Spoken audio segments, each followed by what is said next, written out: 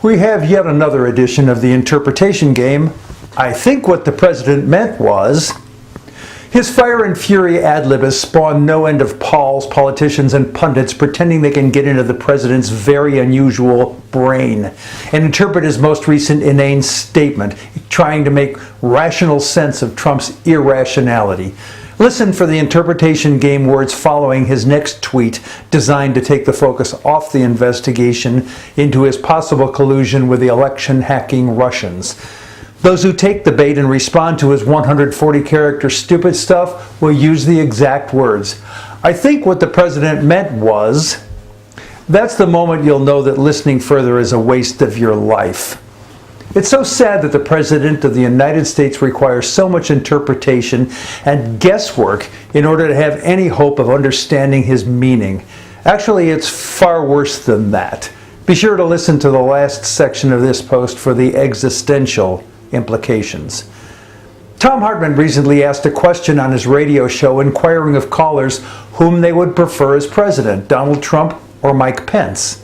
In this era of expected impeachment, that was a thought-provoking question, and some interesting views emerged. Here's my short list.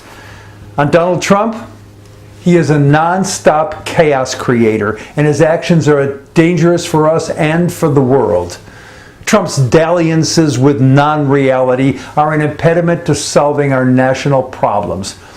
Under the spell of Stephen Bannon, Trump is working to bring the establishment crashing down, which means he wants to eliminate much of what we think of as good things, like education, the environment, health care, our fundamental functions of government, the press, and more.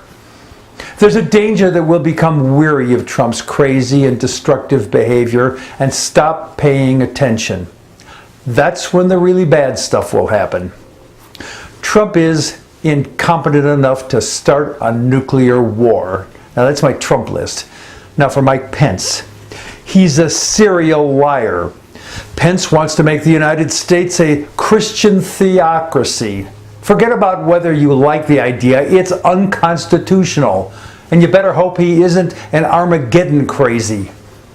When Pence was governor of Indiana, he was proud to discriminate against the LGBTQ community as though doing so were somehow constitutional. He is wholly, with an H, unhinged.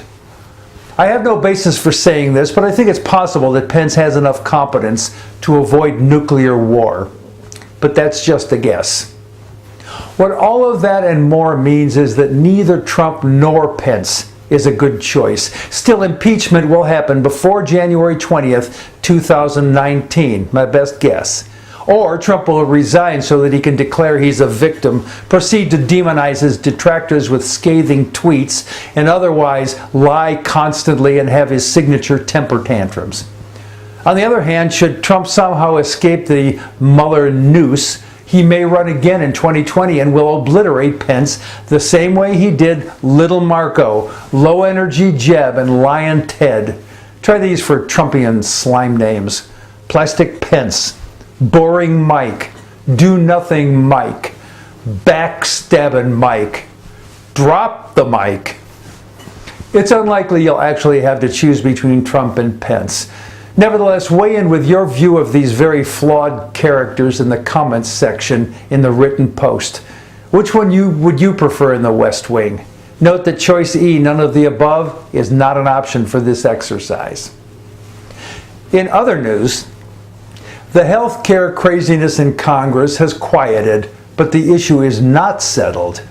To understand where we the people see this, have a look at the Kaiser Family Foundation tracking poll of August 11th. There's a link in the written post.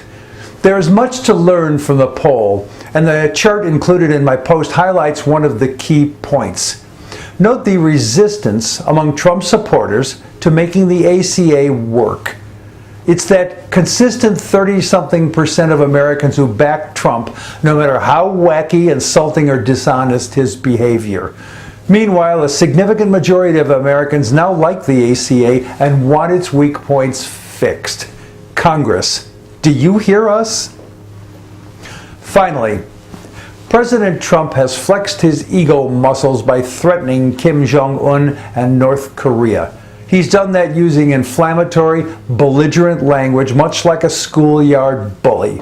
Trump never backs down, regardless of how obvious it is that what he has done is counterproductive or dishonest. So instead of finding a way for diplomacy to work, he has instead suggested that his threats may have been, of all things, too mild.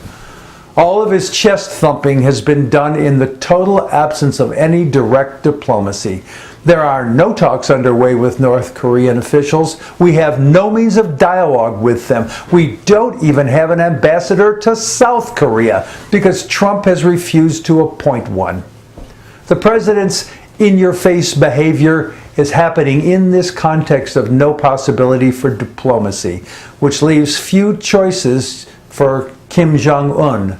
Trump has backed him into a corner where if he caves into Trump's threats, he will lose face on the international stage. He just may feel that there is more honor and ego protecting in striking out militarily and causing millions to die rather than to cave into the American tough talk. All those deaths will occur because of Trump's self-imposed limitation that our only international negotiating tool is military force. And Secretary of State Rex Tillerson, who refuses to recruit a full and capable diplomatic team, tells us to sleep well. Good luck with that. I'm Jack Alshuler.